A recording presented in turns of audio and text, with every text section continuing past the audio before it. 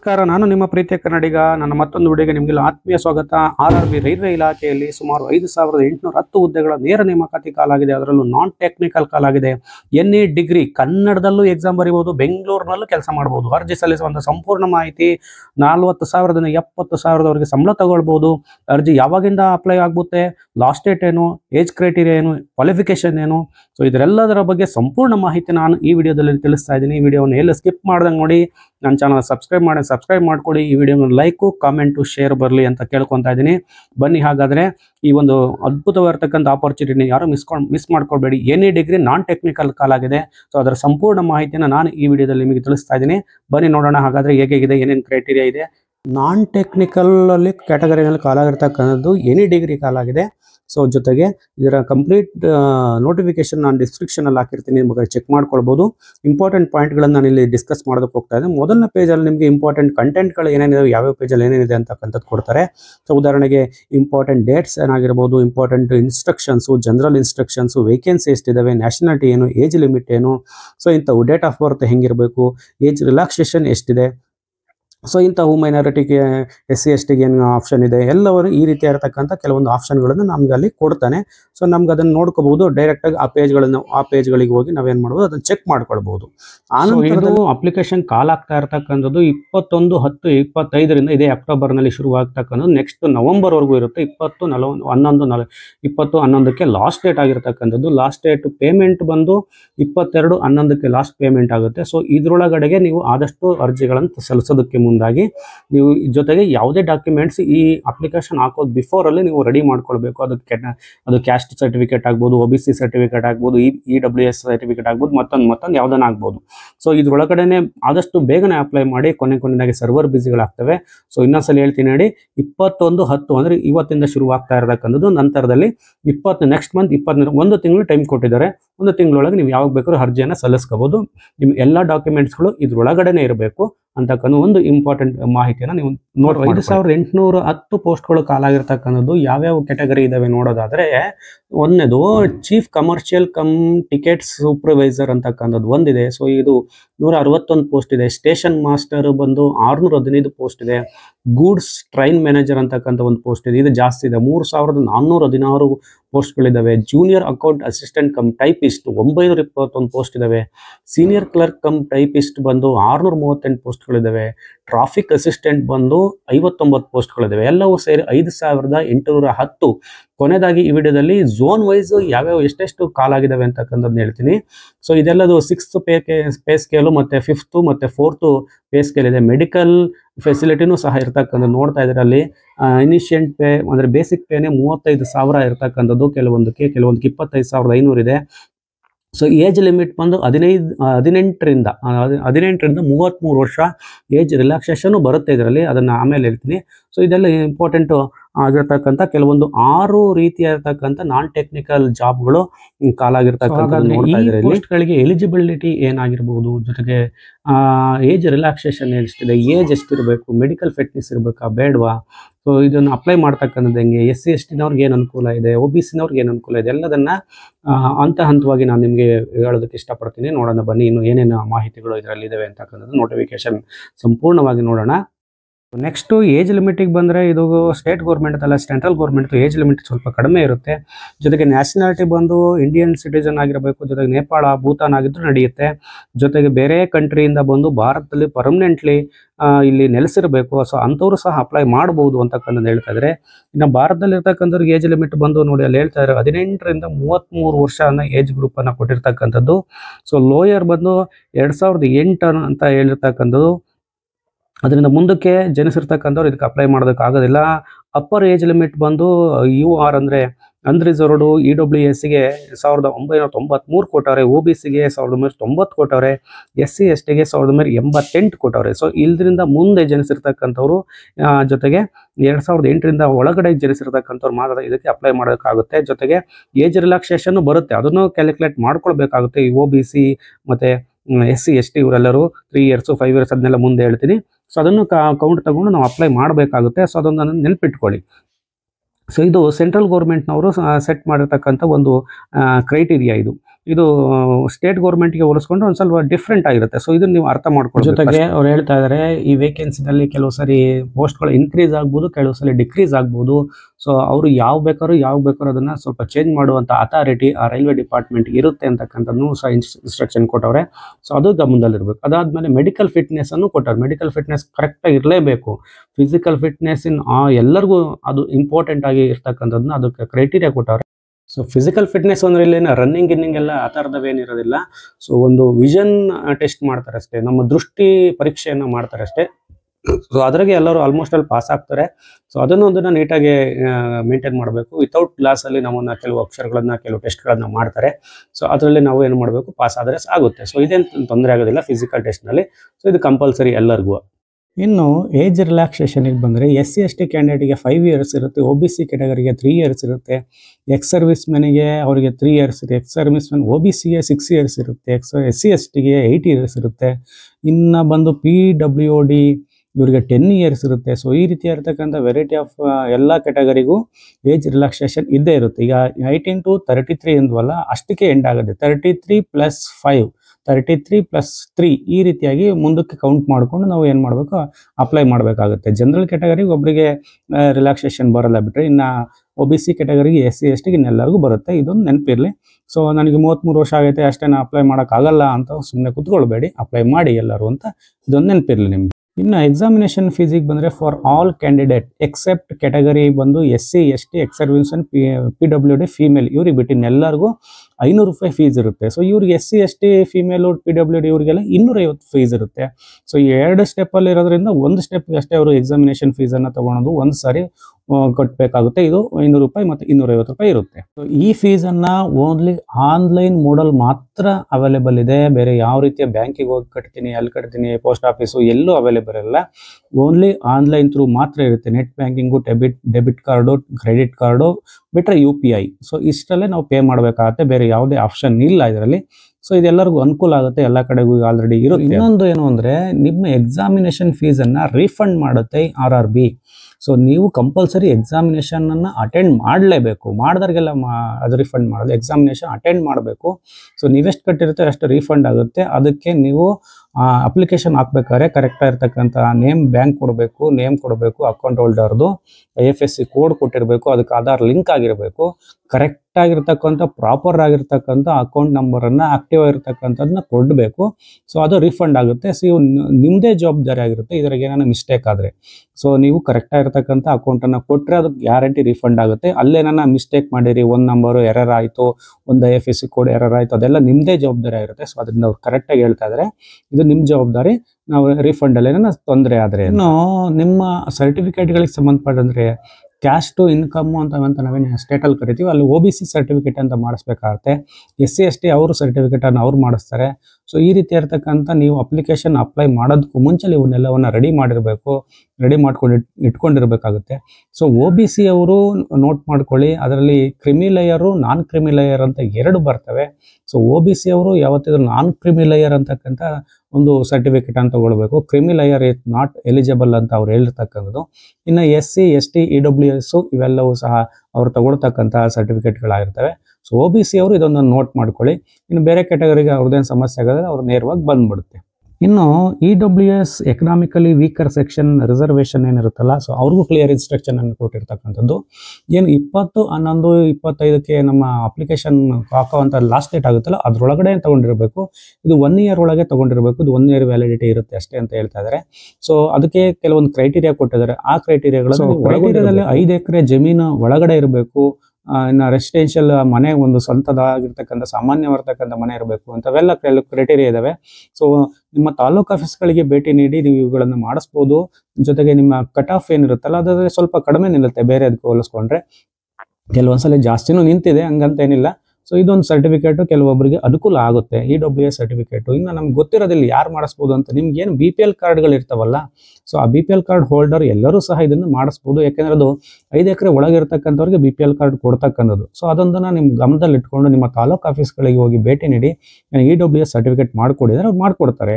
Same income caste ಮಾಡಿಕೊಟ್ಟಂಗೆ ಅಷ್ಟೇ ಅದು. So examination process ಬಂದು 2 ಸ್ಟೆಪ್ಪಲ್ಲಿರುತ್ತೆ. First step computer based step, ಮತ್ತೆ ಅದೇ 2 ಸ್ಟೆಪ್ಪಲ್ಲಿ CBT ಮೋಡೇ ಇರುತ್ತೆ, ಕಂಪ್ಯೂಟರ್ ಬೇಸ್ಡ್ ಟೆಸ್ಟೇ ಇರುತ್ತೆ. ಕೆಲವರಿಗೆ computer based typing skill test ಸಹ ಇರುತ್ತೆ. ಸೊ ಅದನ್ನು ಸಹ ಪಾಸ್ ಆಗಬೇಕಾಗುತ್ತೆ. ಸೊ ಇದು ಮೊದಲ ಸ್ಟೆಪ್ಪನ್ನು ಪಾಸ್ ಆದರೆ ಮಾತ್ರ 2ನೇ ಸ್ಟೆಪ್ಗೆ ಎಲಿಜಿಬಲ್ ಆಗೋದು. ಮೊದಲನೇ ಸ್ಟೆಪ್ಪಲ್ಲಿ ಬಂದರೂ CBT ಟೆಸ್ಟಲ್ಲಿ ಎಕ್ಸಾಮ್ ಡ್ಯೂರೇಷನ್ ಬಂದರೂ 90 minutes, general awareness 40 marks, mathematics 30 marks, general intelligence 30 marks, total 100 ಮಾರ್ಕ್ಸ್ಗೆ ಬರುತ್ತೆ. ನೆಗೆಟಿವ್ ಮಾರ್ಕ್ಸ್ ಇದ್ದೇ ಇರುತ್ತೆ. 3 ತಪ್ಪಾದರೆ 1 ಮಾರ್ಕ್ಸನ್ನು ಕಳಿತಕ್ಕಂಥದ್ದು ಒಂದಿರುತ್ತೆ. ನಮ್ಮ ಸ್ಟೇಟಲ್ಲಿ 4 ಹೇಳ್ತಾರೆ, ಇಲ್ಲಿ ಇನ್ನೂ ಒಂದು ಕಮ್ಮಿ ಆದ 3 ತಪ್ಪಾದರೆ ನಿಮ್ದು 1 ಮಾರ್ಕ್ಸ್ ಕಳಿತಕ್ಕಂಥ ನೆಗೆಟಿವ್ ಮಾರ್ಕ್ಸು ಇರುತ್ತೆ. ಇದರಲ್ಲಿ ಪಾಸ್ ಆದರೆ ಮಾತ್ರ ಸೆಕೆಂಡ್ ಸ್ಟೆಪ್ಗೆ ನೀವು ಹೋಗ್ತಕ್ಕಂಥದ್ದು, ಸೆಕೆಂಡ್ ಸ್ಟೇಜ್ಗೆ ಹೋಗ್ತಕ್ಕಂಥದ್ದು. ಸೊ ಅದರದ್ದೇ ಇರತಕ್ಕಂಥ ಕೆಲವೊಂದು ಕಟ್ ಆಫ್ಗಳನ್ನು ನಿಲ್ಲಿಸ್ತಾರೆ. ಅದ್ರಾಗೆ ಆ ಕಟ್ ಆಫ್ ಮೇಲೆ ನಿಮ್ದೇನಾಗುತ್ತೆ ಮುಂದೆ ಪಾಸ್ ಆಗ್ತಕ್ಕಂಥದ್ದು. 2ನೇ ಸ್ಟೇಜಲ್ಲೂ ಅಷ್ಟೇ. 2ನೇ ಸ್ಟೇಜಲ್ಲೂ ಎಕ್ಸಾಮ್ ಡ್ಯೂರೇಷನ್ ಬಂದು 90 ಮಿನಿಟ್ಸ್ ಇರುತ್ತೆ. ಇದರಲ್ಲೂ 50 ಮಾರ್ಕ್ಸ್ಗೆ ಜನರಲ್ ಅವೇರ್ನೆಸ್ ಇರುತ್ತೆ, 35 ಮಾರ್ಕ್ಸ್ಗೆ ಮ್ಯಾಥಮೆಟಿಕ್ಸ್ ಇರುತ್ತೆ, ಜನರಲ್ ಇಂಟೆಲಿಜೆನ್ಸಿ ಬಂದು 35 ಮಾರ್ಕ್ಸ್ ಇರುತ್ತೆ, ಟೋಟಲ್ 120 ಮಾರ್ಕ್ಸ್ ಇರುತ್ತೆ. ಫಸ್ಟ್ ಸ್ಟೇಜಲ್ಲಿ 100 ಕ್ವಶನ್ ಬರ್ತವೆ, ಸೆಕೆಂಡ್ ಸ್ಟೇಜಲ್ಲಿ 120 ಕ್ವಶನ್ ಬರ್ತವೆ.